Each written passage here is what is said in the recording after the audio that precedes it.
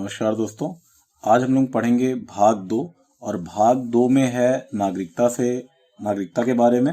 और दोस्तों भाग 2 में अनुच्छेद 5 से लेके 11 तक है, जैसा कि आप लोग देख भी रहे हैं यहाँ पर। और इसमें दोस्तों नागरिकता से संबंधित बातें की गई हैं जरूर, पर संविधान लागू होने के समय कौन कौन नागरिक था या नहीं, इसके बारे में बात किया गया है। तो इस पूरे आर्टिकल को हम 3 भागों में बांट सकते हैं। एक 5 से 8 तक पढ़ सकते हैं, और एक 9 को अलग से पढ़ सकते हैं, और 10 और 11 को पढ़ सकते हैं। और यहाँ पर दोस्तों भाग 5 से 8 में तो कौन कौन नागरिक होगा संविधान लागू होने के समय, इसके बारे में बताया गया है।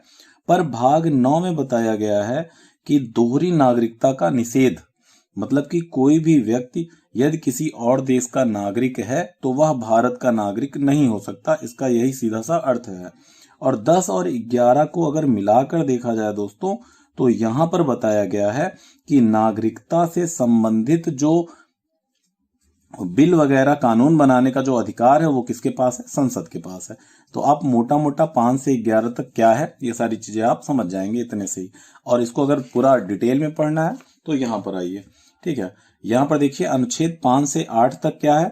संविधान लागू होने के समय भारत के नागरिक कौन कौन होंगे, या भारत का नागरिक कौन कौन होगा। सॉरी, यहाँ पे होंगे कर लीजिए, इसको ग्रामेटिकल थोड़ा गड़बड़ हो जाता है कभी कभी। तो ये हो गया, भारत के नागरिक कौन कौन होंगे। उसके बाद दोस्तों इसको ब्लैक पेन से सही कर दें, तो ऑड लग रहा है, होंगे, ठीक है, तो ये कट जाएगा। तो संविधान लागू होने के समय भारत के नागरिक कौन कौन होंगे ये बताता है आर्टिकल 5 से 8 तक।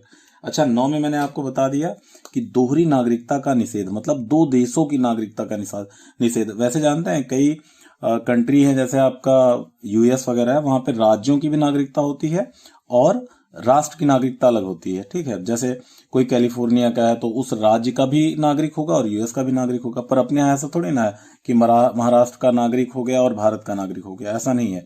हालांकि बिहेवियर, व्यवहार कुछ हद तक ऐसे किया जा सकता है, किया जाता है। जैसे मराठा और महाराष्ट्र वगैरह में क्या कभी कभी ऐसा देखने को आता है कि जो नॉर्थ इंडिया के लोग हैं उनके साथ भेदभाव किया जाता है, या दक्षिण भारत में। तो ये चीज नहीं होनी चाहिए। तो हमारा संविधान भी कहता है दोहरी नागरिकता का निषेध। हालांकि इसका अर्थ है कि यदि कोई भारत का नागरिक है तो वह किसी और देश का नागरिक नहीं हो सकता, और यदि कोई दूसरे देश की नागरिकता हासिल करता है तो उसी समय से वह भारत का नागरिक नहीं होगा, ठीक है। ये देखिए, किसी अन्य देश की नागरिकता लेने पर भारत की नागरिकता समाप्त हो जाएगी। उसके बाद दोस्तों 10 से 11 तक क्या है? नागरिकता संबंधी जो विधि है उसको बनाने का अधिकार किसके पास है? संसद के पास है। और इसी अधिकार का प्रयोग करते हुए सिटीजनशिप एक्ट 1955 भी लाया गया था, जिसमें थोड़ा बहुत संशोधन अभी किया गया था। एनआरसी वगैरह भी इससे संबंधित है, उसके बारे में बाद में डिटेल में बात किया जाएगा। तो अब दोस्तों हम लोग 5 से लेके 8 तक, मतलब कि इन भागों को पढ़ेंगे। 5 से 8 तक में क्या क्या था। संविधान लागू होने के समय नागरिकता की बात करता है 5 से 8। ध्यान रखिएगा, संविधान लागू होने के बाद क्या हुआ होगा? संविधान लागू होने के बाद इस अधिकार का प्रयोग करते हुए संसद ने एक्ट बनाया और उसके अनुसार नागरिकता प्रदान की। तो देखिए अनुच्छेद 5 में क्या है? अधिवास, डोमेसाइल, मतलब कि डोमेसाइल के अनुसार जो है नागरिकता दिया गया अनुच्छेद 5 में। बिल्कुल क्रमिक विकास होगा, मैं अभी समझाता हूं।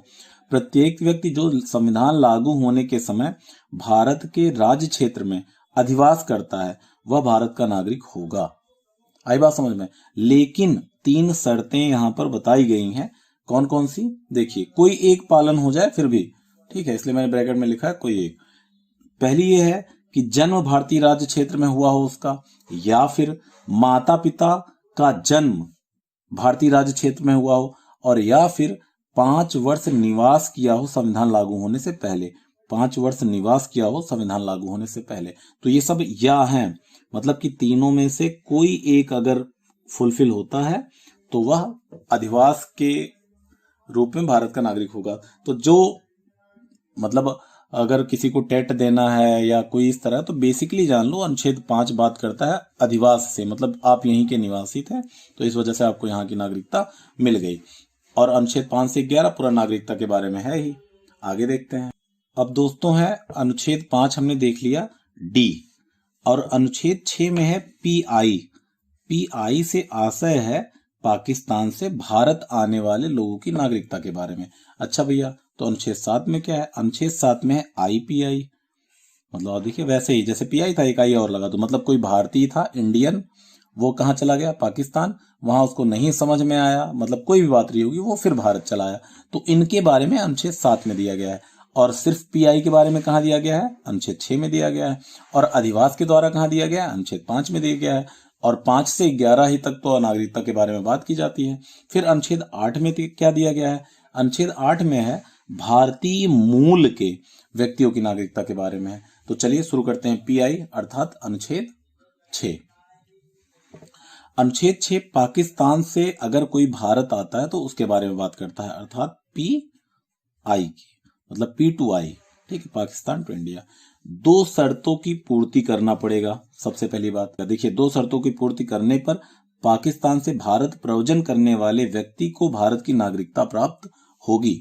तो ये थोड़ा सा ऐसे बनाया गया है कि जिससे आपके माइंड मैप बन सके, ठीक है, आर्टिकल की शब्दावली नहीं है, बस आप ये लिख सकते हैं कि पाकिस्तान से भारत प्रव्रजन करने वाले व्यक्ति को भारत की नागरिकता तब प्राप्त होगी जब वह 2 शर्तों की पूर्ति करता है।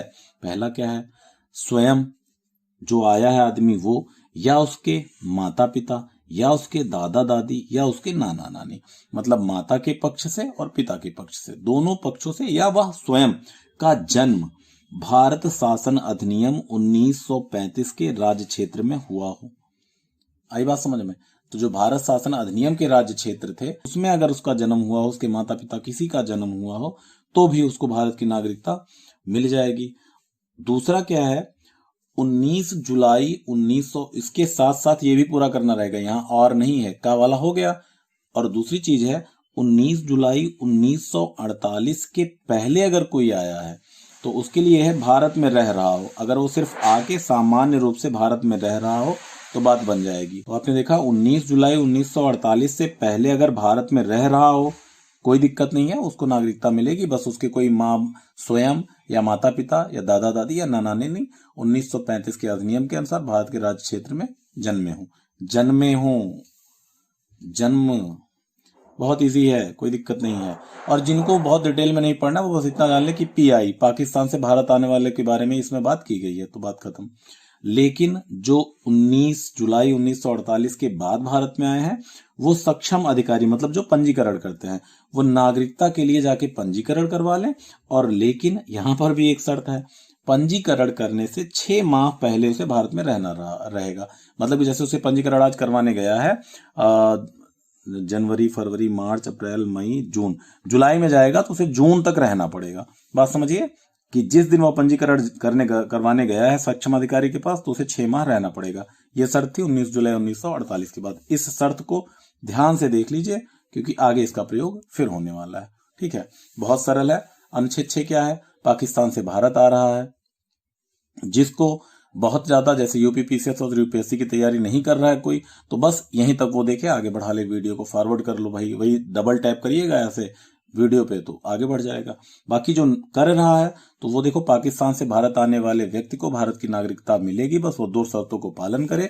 पहला शर्त है कि 1935 अधिनियम के राज्य क्षेत्र में उसका या उसके माता पिता, दादा दादी, नाना नानी का जन्म हुआ हो। और इसके साथ में अगर 1948 के पहले आया है तो भारत में रह रहा है, और बाद में आया है तो सक्षम अधिकारी के पास पंजीकरण करवाएगा। और पंजीकरण तब होगा जब वो 6 माह में भारत रह रहा हो, 6 माह से, ठीक है। अब बारी है अनुच्छेद 7 की, और अनुच्छेद 7 बात करता है आईपीआई की, मतलब वही चीज, पाकिस्तान से इंडिया तो है लेकिन मतलब पहले इंडिया में था, फिर पाकिस्तान, फिर इंडिया में। तो 1 मार्च 1947 के पश्चात, ध्यान दीजिएगा, 1 मार्च 1947 के पश्चात भारत से, ये तारीख, ये डेट क्यों है मैं बताता हूं अभी। भारत से पाकिस्तान माइग्रेशन करने वाले व्यक्ति को भारतीय नागरिक नहीं समझा जाएगा। 1 मार्च 1949 के पश्चात भारत से पाकिस्तान प्रव्रजन करने वाले व्यक्ति को भारतीय नागरिक नहीं समझा जाएगा अगर वो भारत थे और पाकिस्तान चले गए हैं, ठीक है। ये चीज अभी यहां तक की बात हुई है। उसके बाद किंतु यदि अगर वो फिर से पाकिस्तान से भारत आते हैं और स्थायी रूप से रहने की मंशा से आ रहे हैं और आने के लिए उन्होंने परमिट ले लिया है कि मैं भैया इंडिया में रहूंगा, और परमिट ले लिया है, फिर यदि वह पाकिस्तान से भारत स्थायी रूप से रहने की मंशा से आता है और इसके लिए उसने परमिट भी ले लिया है, तो एक शर्त है कि 19 जुलाई 1948 के बाद की जो शर्त थी अनुच्छेद 6 में, जो मैंने कहा था कि याद कर लो, भी फिर से लगने वाला है, वही यहां पर भी लगेगा। मतलब कि उसे पंजीकरण करवाना होगा, और पंजीकरण कब होगा? जब 6 माह भारत में रह लेगा। आई बात समझ में? तो मतलब सबसे पहली चीज तो वो लोग अनुच्छेद 7 में क्या है, जो भारत से पाकिस्तान गए और पाकिस्तान से भारत फिर आ रहे हैं, उनके लिए है। पर अनुच्छेद में कहता क्या है कि 1 मार्च 1947 को जो भारत से पाकिस्तान चले गए उसके पश्चात भारत के नागरिक नहीं माने जाएंगे, लेकिन वह माने जा सकते हैं अगर पाकिस्तान से फिर भारत स्थायी रूप से रहने की मंशा के साथ आते हैं और उन्होंने एक परमिट ले लिया है और एक शर्त का पालन कर देंगे। वही शर्त जो अनुच्छेद 6 के खा वाले में था। क्या शर्त था वो था कि 19 जुलाई 1948 के बाद जो लोग आ रहे हैं वो पंजीकरण करवा लें एक सक्षम अधिकारी के पास, और पंजीकरण तब होगा जब वो 6 माह रहेंगे भारत में। तो आते हैं इसी के साथ आर्टिकल 8 में। आर्टिकल 8 में क्या है? आर्टिकल 8 में है भारत से बाहर जो रह रहे हैं, भारतीय मूल के, जो भारत से बाहर रह रहे हैं, भारतीय मूल के व्यक्ति। तो मतलब अगर कोई बोलेगा अनुच्छेद 8 में क्या है, तो भारतीय मूल के व्यक्तियों के नागरिकता के संबंध में है। ठीक है भाई साहब, आपको ये बार बार ध्यान रखना है कि 5 से लेके 11 तक, 5 से लेके 11 तक क्या है, सिर्फ नागरिकता के बारे में ही है। तो पहली चीज तो ये ध्यान रहनी है। फिर 5वें में क्या है? 5वें में है दोस्तों डी, याद है। फिर 6ठे में क्या है? पीआई। फिर 7वें में क्या है? आईपीआई, अभी अभी पढ़ा हमने। और फिर 8वें में क्या है? 8वें में है दोस्तों, अब कहाँ लिखूं इसको, यहां लिख दे रहा हूं। 8वें में है दोस्तों कि भारतीय मूल का, ठीक है, भारतीय ओरिजिन का, कहीं भी रह रहा हो, किसी देश में रह रहा हो, तो उसके लिए क्या शर्त है? जिस व्यक्ति का या उसके माता पिता, दादा दादी, नाना नानी, इतना ही संभव है, माता का पक्ष, पिता का पक्ष, और ये माता पिता स्वयं का जन्म भारतीय शासन अधिनियम 1935 वाले राज्य क्षेत्र में हुआ हो, वो अपने निवास के देश में, अब जैसे हर देशों में एक होता है ना भारतीय एम्बेसडर, तो भारतीय, जैसे आप लोग अगर क्वालिफाई करेंगे तो क्या होगा, एक आईएफएस होता है, इंडियन फॉरेन सर्विस, ठीक, तो इसमें यही बनते हैं एम्बेसडर। तो ये फॉरेस्ट नहीं है, फॉरेन है, ठीक है। तो भारतीय राजनयिक के पास जाएंगे और पंजीकरण का आवेदन करेंगे, और पंजीकरण होने के पश्चात फिर भारत की नागरिकता उन्हें मिल जाएगी। मुझे सबसे सरल तो यही लगने लगा कि भैया यहां से नागरिकता इन लोगों को मिलना आसान था। हालांकि ये बात कब है? ये बात है संविधान के लागू होने के समय तक, और संविधान लागू होने के पश्चात नागरिकता क्या है उसे हम लोग और डिटेल में पढ़ेंगे। दोस्तों, अगर वीडियो पसंद आया है तो इसे प्लीज लाइक करें, शेयर करें, सब्सक्राइब करें और दोस्तों को बताएं, ठीक है। और मिलते हैं नेक्स्ट वीडियो में।